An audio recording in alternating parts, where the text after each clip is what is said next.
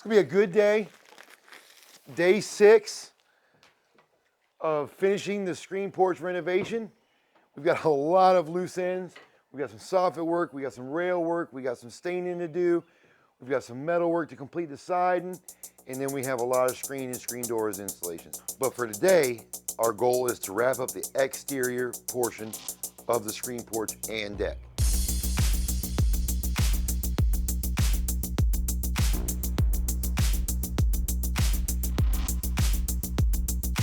The most important part about your rails, especially working with vinyl rails, but this actually goes for all railing systems, is you want to make sure that you have the same distance from the end of the last picket to the post on the bottom side, as well as from the top of the last picket to this post. So you really need to measure horizontally this way and kind of look at it with your eye or a speed square, whatever makes it easier for you. But our number was 2 7/8. So once we line that up and we get the bottom supporting rail in position of where the height that we want it, and we have our even dimension on both sides from the outer picket to the post, we will mark that mark there, and that will ensure that we have the same finish out on this side as we do at the top. That goes for level railings and for stair railings. Stair railings just have an extra degree of difficulty because you're holding it on an angle. But while you're installing your level rails, you also want to have the same dimension. We've got 3 5/8 on that side, and we have about 3 3/4 on this side, 3 11/16. So within a 16th of being the same difference here. If you kind of could imagine, if you had this picket about 1 inch away from the post here, and that one was about 4.5 inches away, well, not only do you have more than 4 inches on your spacing, which does not pass code, but you have a massive difference. And so you can't just open these rail packs and just pull one side or from one side and just mark what the cutoff is. You really need to think about where the bracket is, the distance between the pickets on both ends, so that way the rails look centered and symmetrical. This is the hardest, most detailed, intricate part of the job that we have left. Really not easy to do these angled rails. We were lucky enough that our rails are the same exact measurement on both sides. So we're going to line these center holes. Well, that is a miracle. Golly, we did it right away. We're going to push this metal out that way. Make sure we make them straight, nice and straight mark there. Using the same rail that we marked with the other one, so that we're not transferring a mark to a new one, then using that one for a copy.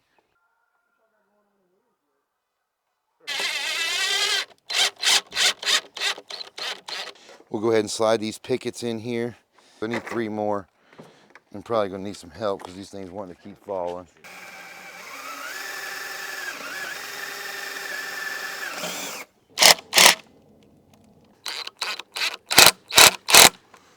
All right. Slide that on down. Oh, it's gorgeous. Absolutely gorgeous.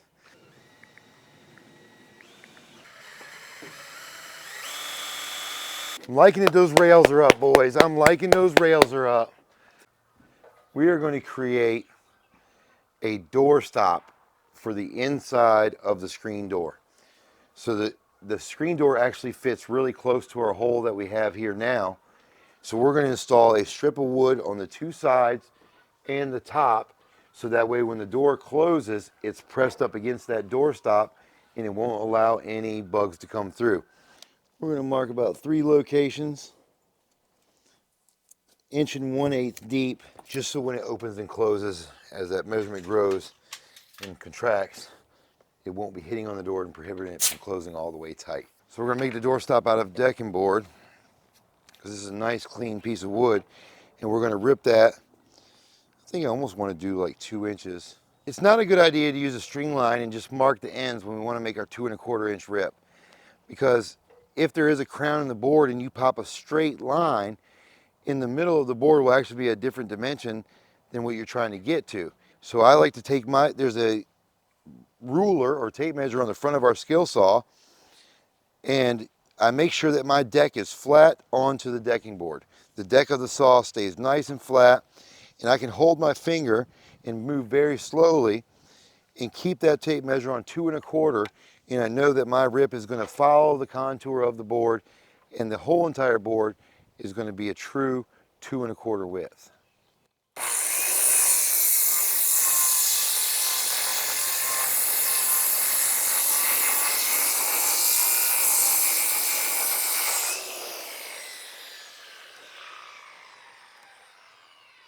So we're going to install the ripped edge, or the cut edge if you will, right against where the door is going to close. And I want to leave a little bit of a gap. I got a mark right here to judge by. So we're going to tack that off with the trim gun, and then we're going to come back and put some screws in there. I'm going to tighten that up there. We got a good 1/8 in between our mark there. Good. Tack this up. They're pretty much working out to be flush with the outside of the post.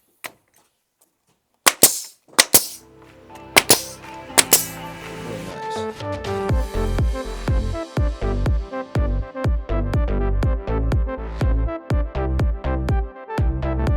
Now that we're bending these pieces of metal, we're going to make a few adjustments and bend all that we need to do while I'm gone. And Romeo's going to work with the cap and base screening system. Now, we got this from our Home Depot. It's just a black base that gets screwed directly to the wood. And once the screen is applied, we will attach the white cap that goes over top of it, finishing the product off and tying in rail with the rest of the deck. The important thing we need to watch out for: every single hole that is perforated into the plastic needs to be screwed down. There's a lot of pressure with that screen and the spline that goes in there holding the screen in. So if you do not screw every single hole, and if you skip one, it will tell on you. Once that pressure is applied from the screen, it'll completely buckle the plastic and not stay true and flat. Take our time with all the base pieces to make sure they're screwed down properly. We're going to install the 3 1/2 inch pieces that are the same width as our 4x4 posts. And then once those are on, we will install 1.5 inch runners side to side that will do the sections in between the rails. And the boys did a really good job getting the metal up top on the fascia up there. And they've also finished screwing off all the bases for our screening in system. So now what we're going to do is we're going to put the screen on. We're going to start from the top, and we're going to work those edges in, applying the spline, and we're going to get that whole section done before we start popping on the cap pieces. Really take your time with the spline and the screen install. It's difficult if it's your first time, but if you've done it a couple times, it's actually really easy. So we're going to go in there. We'll try to get a couple examples of how it goes down. We're going to stick about a 5 or 6 inch piece right here, and we're going to kind of just make sure that we're past this first intersection of the screen. Now I'll just plug this in there for the time being. It may stay there. I may cut a new one later. We'll hold that there. Hold me up a little bit more, Wheezy, right here. Yep. And hold it just about like that. We'll work it across together. I'm actually going to throw this screen down there. Now we're going to start right here, Wheezy, with the whole one. And we're going to just press this first portion in, and I'll use that blunt edge of the knife right there to get us completely in there. Now, once that's interlocked, you want to pull this out just a little bit tight, not crazy tight, so that you unloosen yourself from there, and you kind of just spin it in your other hand. That'll make it a little skinnier, and then you can just work yourself from the left side all the way to where your hand is holding the pressure on the opposite side. And that'll kind of just lock itself in. You want to completely finish one side before you try to go to another side. And that's because if you try to do multiple sides at the same time, one, you don't have enough hands, but two, you will really get the screen crooked. You know, it's really hard to see these small lines, but you could shift the focus so that these vertical and horizontal lines are nowhere near straight. So Wheezy's holding this up pretty much level all the way across. We started out with our screen pretty much right at the line of the second spline holder. That's going to do the upper portion. And then once we press it in, you can see it gives us that access right there that we'll be able to cut off with our razor knife shortly. One thing you really got to watch out for if you're using the roller is if you move across there too fast, that roller will actually cut the screen itself. And you won't maybe even notice it until you go to put down the bottom. But that roller kind of has an indentation in the middle where the spline fits right in between it. And when you press that thing in and then try to roll it really fast, it'll actually cut the screen instead of actually just pressing it in and keeping it tight. Spline is completely inside of this cavity here, and it will not come out without a lot of pressure. Now, when I get to the ends right here, I do like to pull a little bit back out and cut this off right here so that it'll finish up about flush with the end, and I'll be able to start that side with no issues or other spline hanging in my way. William's going to put a little pressure from the opposite corner, both downward and that way.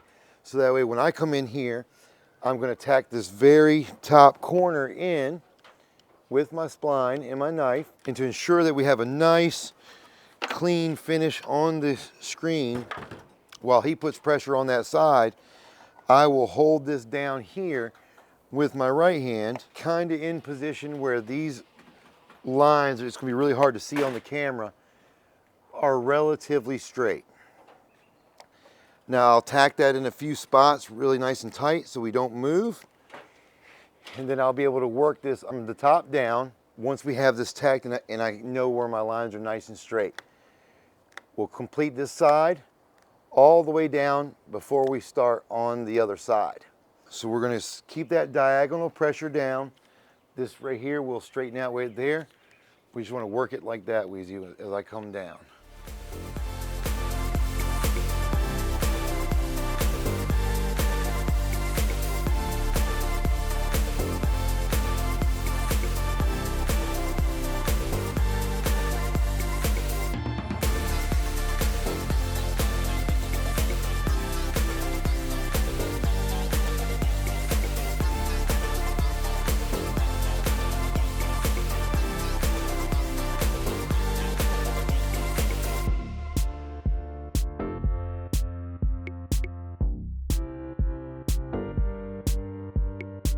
The invisible screen.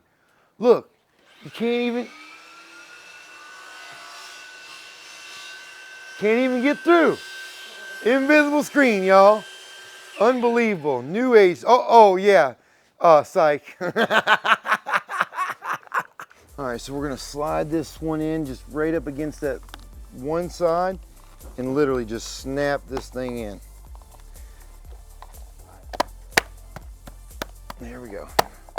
And you can kind of hear it just click right there. As long as you got one side pressed tight to where it goes, you can just literally click the other side.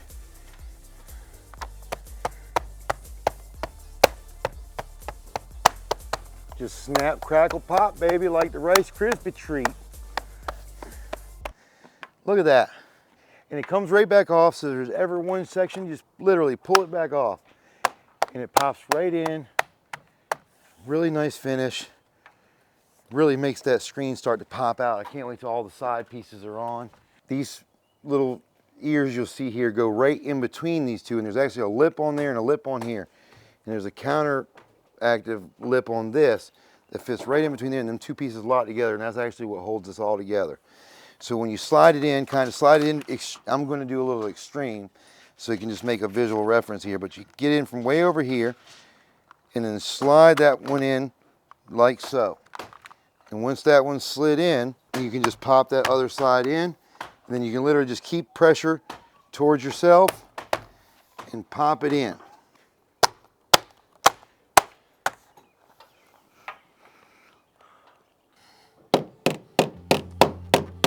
Well, that's gonna do it for today, guys. I think we're wrapping up like day 6 or something like that. We were able to make it a long way through the details, the metal, the screen install, the base and cap system, the last bit of the white rails going down the stairs, but we're not gonna quite finish it up today. So we're gonna see you guys again on the next one. And until then, you guys have a great day.